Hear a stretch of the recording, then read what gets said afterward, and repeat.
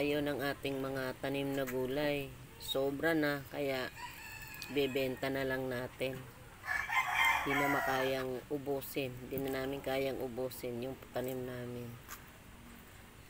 Ayan, meron tayong niyog. May 3 taling talbos. At merong 4 na taling malunggay. Ay sayang naman kung hindi natin pipitasin at ibibenta, masisira lang. Ayan, may talong pa tayo.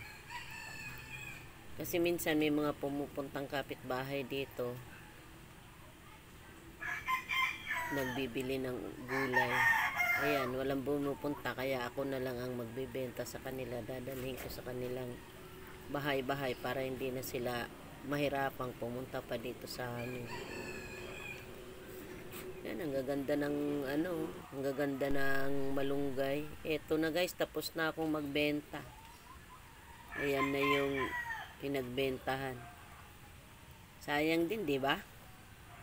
Pandagdag sa ating mga gastusin sa araw-araw na napakamahal ng bilihin. Bukod pa doon, di na tayo bumibili ng gulay dahil nagtanim lang tayo ng gulay. Kaya yan, pag nakatira ka sa probinsya, sipag-sipag lang magtanim ng gulay. Para kung hindi mo na kayang ubusin, ibenta mo. O, di sayang din, may pang bili ka pa ng ibang gastusin, pang sahog o pang merienda man lang. Yan, nakatipid ka na, hindi ka na kailangan pang gumastos pa dahil doon pa lang sa napagbentahan mo ng gulay at niyog, yun, meron ka ng